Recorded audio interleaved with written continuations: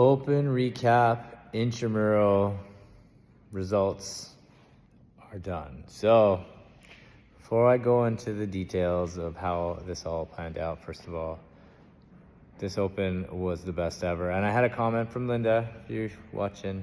She's like, no way it was better than 2017. I think she said 2017. Anyways, I do remember that year. I don't remember what year it was, but I remember that year. And the moms dropped it hard, and it was awesome. We had a closing the Open party. The Christmas party that year was off the hook. That was like peak level community good times pre-2020. But this year's Open, I think we kind of got a little bit more polished. We got Ellie, props, on our spreadsheet organizing the intramural team scores, points. A lot of work behind the scenes. Seamless, by the way. Thank you very much. Then we go into making teams, making people fight for a little bit more than just the workout. So many people helping to judge, volunteering their time, showing up in costumes, people in the community stepping up. Pete from Splits Grill throwing the burgers down on week 2. Darcy from Harvest Chef. Chefing up a storm, not just like, microwaving some hot dogs for us, but really making, as Cecile and Thomas will note, who are, our France adoptees, the best food that they've had in Whistler since they've been here. And they've been here quite a while, so props to that. We had in week 1, Mika helping with the pizza, and Louise organizing the flow. Geez, and then all the team members, I think, help support each other so much. People who couldn't make Friday Night Lights, showing up in costume. We got people RXing things that doing the whole Open RX, and they may not classify themselves as an RX athlete, but hey, stats don't lie, right? Stats don't lie. I could go on and on. There were some pretty cool moments. This year, actually, I feel like the coaches, whether it be Lula, Cam, Ellie, Jackson, they have quite a whirlwind of training coming up the last bunch of months. Right before the Open or the middle of it, Lula's back kind of goes sideways. That really prevented her from winning all 3 workouts. Just saying. Oh, by the way, happy 40th birthday, Lula. Cam has been nursing it back, hasn't been able to train, traveling with the ski cross team, still managed to make every workout a go, even if he had to do it after the deadline, and scaling appropriately. A guy that was pushing regionals back in the day, way at that standard. Jackson, who first year in Whistler, shredding the pow.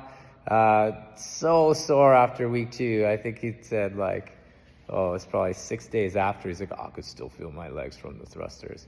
But him throwing down, and Ellie concussion, man, she had to heart rate check, sample workouts, working one-on-one with Sarah Miller, physio, back in action, hooking it up. I think, even in the small team that we're working with, we had, I could keep going here, but John and Darcy, who are our apprentice coaches that are going to be coaching classes any second now, they were spending so much time in here helping judge. Man, I should have made notes, but probably a good thing I didn't, because I'd be talking for hours. Anywho, so many good times. So many good times. And CrossFit gets criticized a lot, and a lot of it is warranted. But I really saw no flaws in the last 3 Open workouts. I thought they were diverse enough a test. It could have. There's always things that could have been differently, but overall, I think that everyone had a pretty good taste of a bunch of different skills. I know that people really love to lift weights. Wishes the weights were heavier. I could say a lot of other things, but super accessible to all of us. And bonus, if you did the Open in June, there's going to be the Affiliate Cup, so it's kind of like quarterfinals were our next phase of the Open, but there is nothing other than, bragging rights. I don't know, the Affiliate Cup's never really happened, so I can't really tell you what exactly it is, but more workouts that we'll have to do together as a community for a good time. So it sounds great to me. All right, 5 minutes in, I'm gonna give you the results. 5 minutes in. So after week 2, Picas looked like they were gonna run away with it. And to be fair, I would have bet on that too. Having said that, a miraculous comeback by the Bears.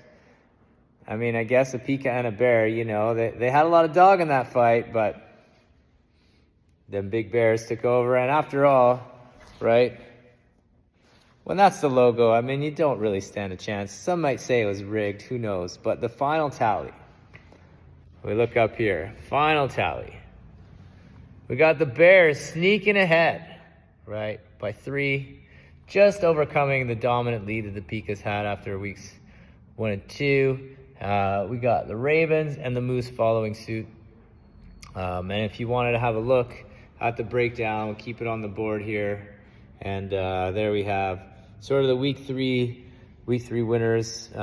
Another thing about the Open is we have a square up on the top that's got the 2024 Open ranks. We're going to change that to the 2025 Open ranks. So that will kind of give open field, like whatever you ranked in the world, the top 5 men, top 5 women will put up, and that will really cap off the Open in its entirety. So, man, from the bottom of my heart, I can't express enough gratitude I have for you guys, everyone, coaches, community. I was thinking even friends and family. The family, if you guys saw Jack, Cecile and Thomas's son, come and do it. They were here, every night, and he did all the workouts. Not old enough to compete officially, but did all the workouts anywhere. If you watched him work, man, that kind of hard work at such a young age. Look out, world. Look out, world. Don't know what it's going to be in, but I know he's going to outwork the person next to him.